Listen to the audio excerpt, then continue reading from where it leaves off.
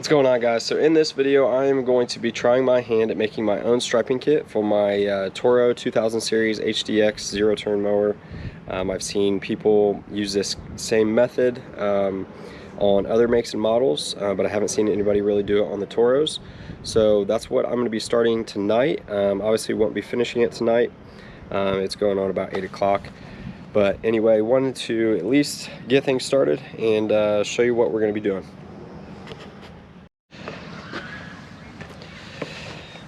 Okay, so here is my 60-inch Toro 2000 HDX, and going to be using the same method that I've seen other people do in the past, and that is using some steel.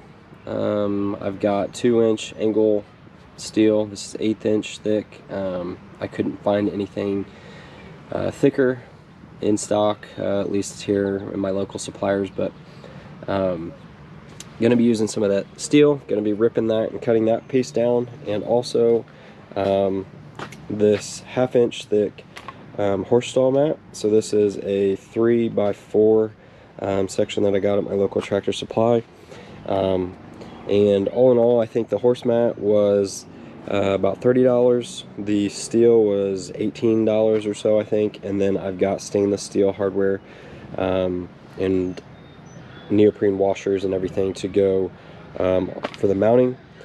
So all in all, probably about $70 total. I did get some paint to match, so it looks you know, nice and matches the deck, and doesn't just look like a raw piece of steel.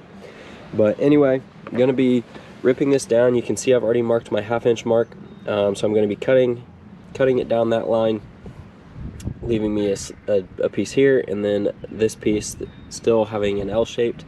In doing so, I'm going to be sandwiching that you know, that piece of horse stall mat in between those two pieces of steel.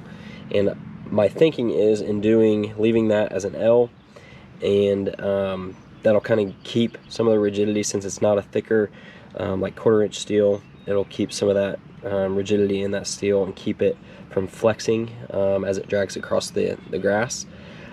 So that's at least my thinking. Hopefully it stands true once I get everything finished and test it out. But anyway, that's what we're going to do. I'm going to start by cutting all this and go from there.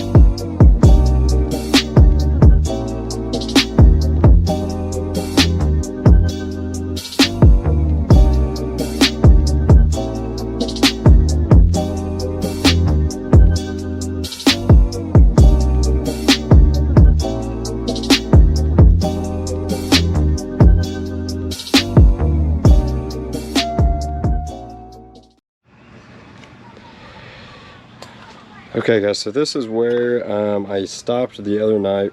You can see I've got my rubber piece cut here to the size that I think I need it. I've got my L channel steel cut. So this is kind of how it will sit. So this is the offcut here, and I left it kind of L-shaped here to hopefully give this piece a little bit more rigidity, keep it from flexing so much once it's installed. But I'll kind of just sandwich the stall mat in there like that, and then put my stainless steel hardware through all three of those.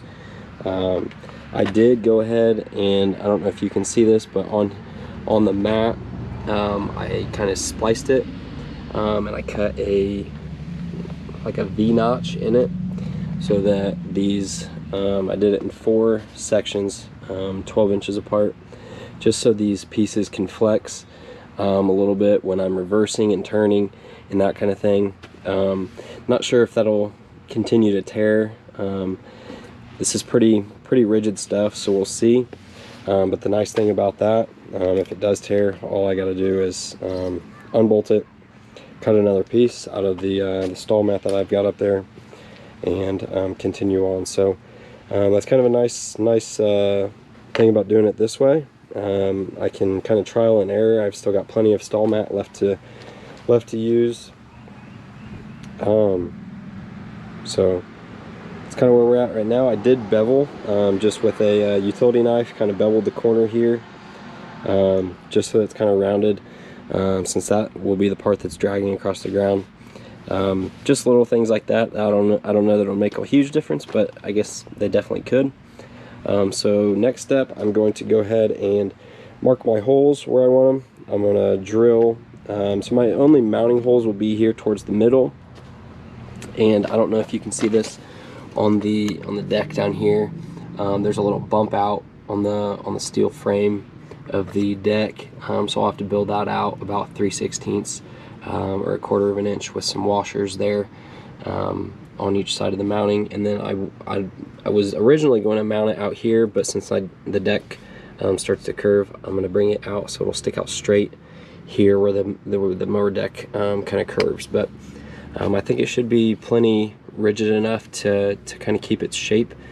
So we'll give it a whirl. So the hardware I'm using, 3/8 inch by 1.5 inch stainless steel. All my fender washers and everything are stainless. Lock nuts, and then I've got these large rubber washers that will go in between or I guess on both sides of the mower deck, so that there's not any really metal to metal contact on the deck to hopefully keep it from chipping and rusting there at the deck. But so yeah, I'm gonna go ahead, get my holes marked, go ahead and get them cut and set, and then after that is done, I will get everything primed. I'm going to be using just Rust-Oleum primer, and then just a nice red to hopefully match the rest of the deck so that it doesn't stick out like a sore thumb once I've got it installed there. So that's what we're going to do. So here we go.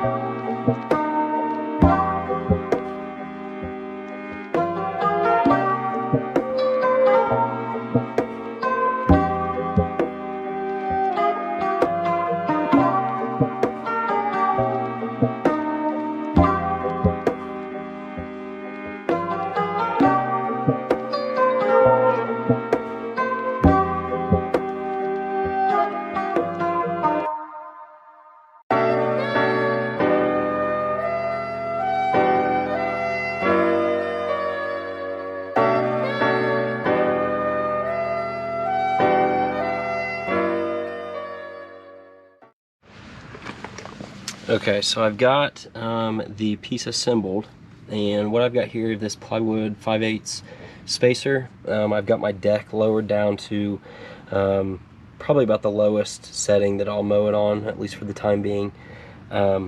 So I've got it where I want it. I'm going to go ahead. I've got mounting holes for the Toro striping kit, so I'm just going to go ahead and mark those holes on here, get those drilled in, and then we'll disassemble, make everything's fitting right, make sure everything's fitting right, and then I'll paint it, and we'll call it done.